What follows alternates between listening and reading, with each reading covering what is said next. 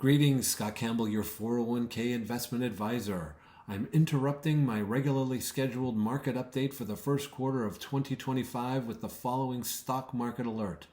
Thursday and today, Friday, have been rough days in the stock market. The market has dropped substantially both days. But not to worry, this too shall pass. As I say, every time the market drops, you're buying great investments at super low prices. The market has recovered from every correction. This one is no different. Please listen to the rest of this update for more information and watch the video below regarding tariffs. Now, back to my regularly scheduled market update for the first quarter of 2025. Well, so much for the positive outlook for the first quarter, both from a seasonal and a specific perspective. The U.S. stock market was down negative 4.84% in the first quarter of 2025. However, bonds acted very old school and produced positive returns counter to the negative returns in equities. The aggregate bond index was up 2.92% in the first quarter. The performance in the U.S. stock market over the past several quarters has been driven by a small number of big tech companies known as the Mag 7.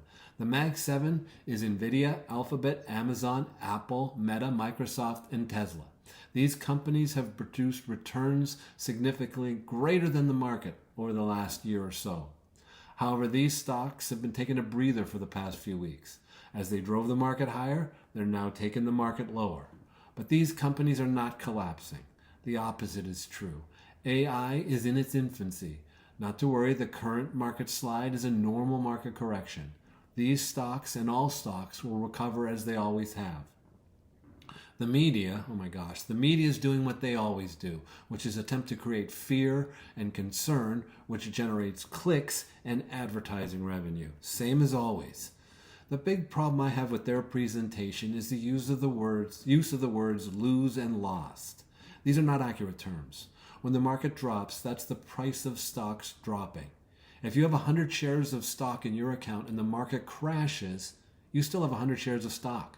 It's just that the price of each share has dropped. You've not lost a thing. Of course, they never mention the fact that the price drop is fantastic news for 401k investors. The talk on all the investment chat shows over the past year has been how expensive the Mag 7 stocks have been. Well, not anymore. They and every other stock in the market are on sale. 401k investors benefit from these low prices every payday when their 401k contributions are invested. And then they buy more stock with the same contribution. Everything's on sale.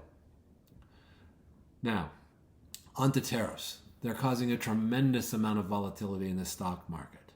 Please see my video below regarding reciprocal tariffs. Walk through it and explain it very simply. Something that's not being done in the media.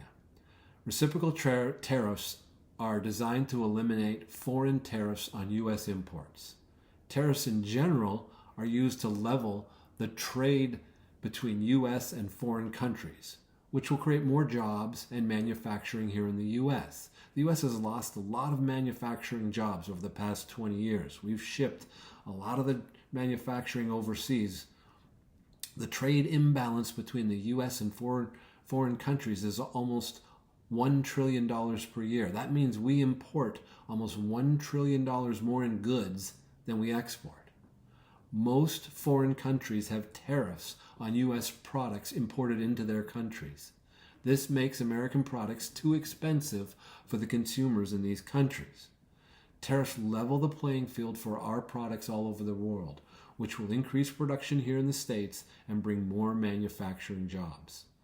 Please note, food and energy, for the most part, are not being tariffed, so the idea that tariffs will have a huge impact on core inflation is questionable. The tariffs are showing that they're beginning to work as a few countries are beginning to drop their tariffs. Not all, mind you. Some are taking a hard line and threatening more tariffs down the road, but this is how it goes. This is how negotiations go. It is a back and forth process. And the process of eliminating foreign tariffs and increasing manufacturing capacity here in the U.S. won't happen overnight.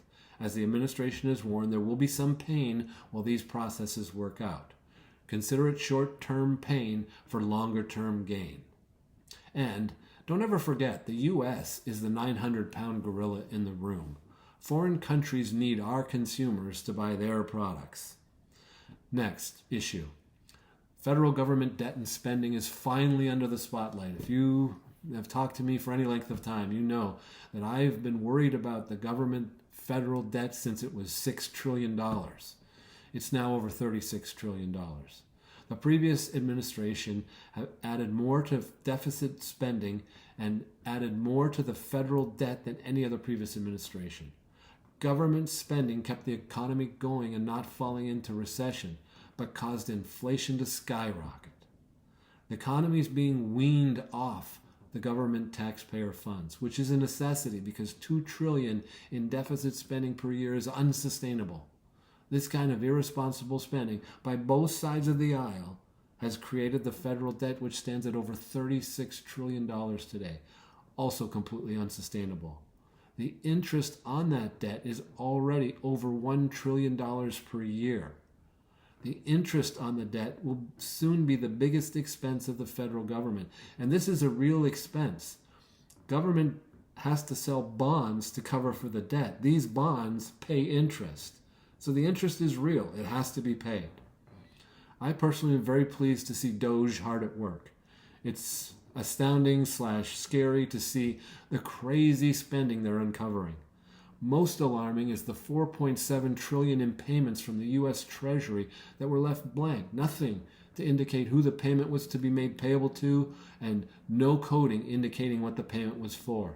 No business in this country is allowed to operate like that. The CFOs of a company that operated like that would be locked up instantly. Shutting down agencies, federal agencies that spend money wastefully, unfortunately, is necessary. Businesses in the private sector shut down unprofitable divisions all the time. We see it in the news. You've seen it. Worse yet, you may have been involved in it. The country's $36 trillion in debt again. We can't afford to waste any money anymore. And we've all seen the studies, heard the reports, have the real-life experiences of government waste, fraud, and abuse over the years.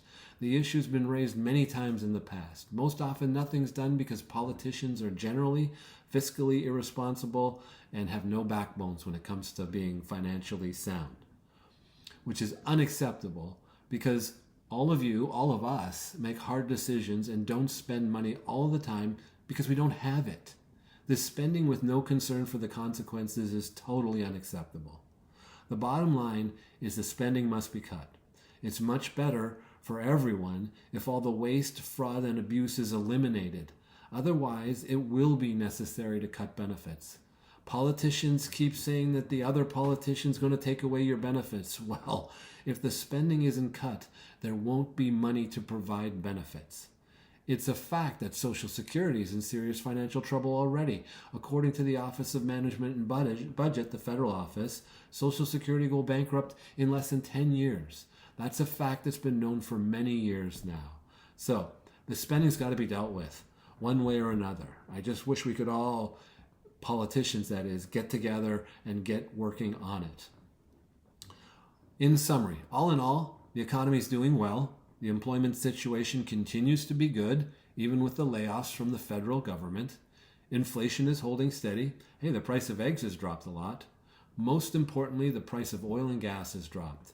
The increase in energy costs was one of the drivers in the high prices of all the grocery store shopping that we've done over the past few years. Finally, Trump is doing his tariff thing now. His strategy is getting the ugly, hard part of his agenda done first, before he loses the political capital. Legislation is pending that address the other aspects of Trump's agenda, maintaining the across-the-board tax cuts, further lowering taxes, like no tax on tips or overtime or Social Security, and a few other things, lowering the corporate tax rate a little bit more, and to reduce regulations. These things will definitely boost the economy and investment markets, as we were all looking forward to when he got elected. I need you to hang on through the current noise and volatility. Just remember, you're buying low. Keep buying low. This downturn will pass just like every other market correction you've experienced in the past. If you're young, You're going to see this type of correction on a regular basis going forward. Markets go up most of the time, however, not all of the time. From time to time, they drop. Hang in there. Please reach out if you have any questions, need help, or just want a shoulder to cry on. Talk to you soon.